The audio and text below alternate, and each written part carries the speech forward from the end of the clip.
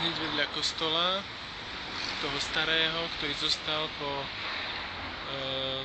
po požiari Irkutska, sa nachádza na druhej strane cesty katolícky kostol. Tento kostol neviem, kedy presne vznikol, ale vyzerá takto.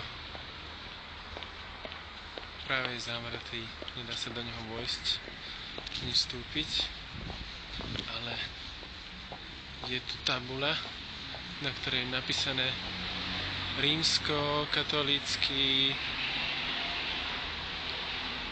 kostol Bohorodičky, po anglicky a ešte po taliansky Príchod Uspenia Bogorodici. Neviem presne, čo to znamená, ale pravdepodobne asi Panny Márie, ktorá prišla neviem kde. Takže tu je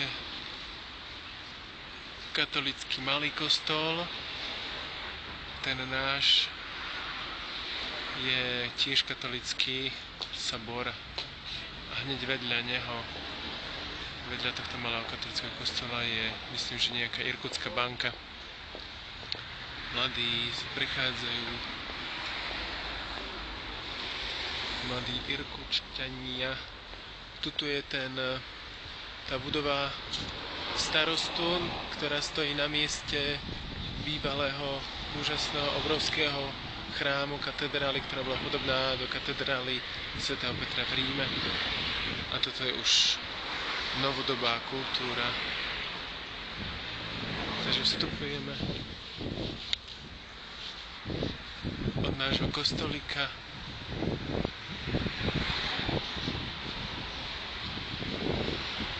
cestičkou na hlavný plaščať, hlavné námestie Irkutska, v ktorom sme boli ráno.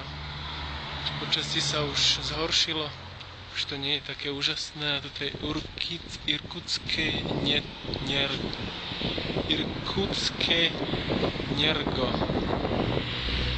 Irkutské Nergo.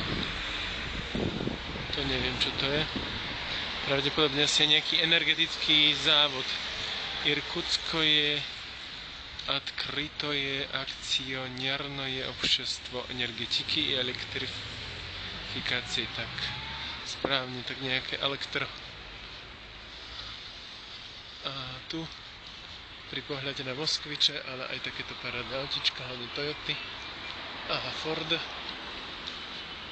je už otvorené námestie.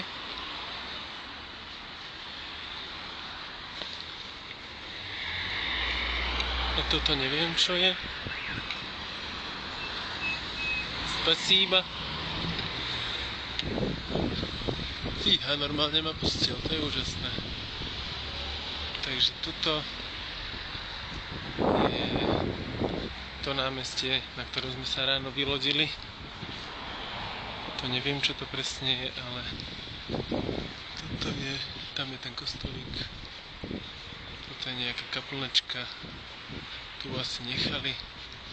Možno to je len jedna z tých všetkých vežičiek veľkého katedrálneho chrámu, ktorý komunisti úplne zničili spolu s ostatnými kostolmi v Rusku.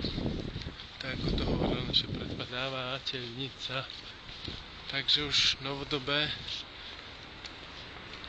námestie Irkutsku. A tam tá budova Institút иностранных языков. Tak to je Inštitút zahraničných jazykov. Povedala nám pani učiteľka, že vraj v Irkutsku žije 30% obyvateľov, ktorí sú učitelia, a že v podstate to najhlavnejšie zamestnanie v Irkutsku je učiteľstvo a učenie. Nie ani tak nejaký priemysel. No a potom ďalšiu veľkú časť tvoria študenti zahraniční, ale aj domáci z Ruska, ale aj z okolitých krajín. Takže pri pohľade na krásnu kaplnečku a náš kostolík v pozadí katolícky sa s vami lúčim.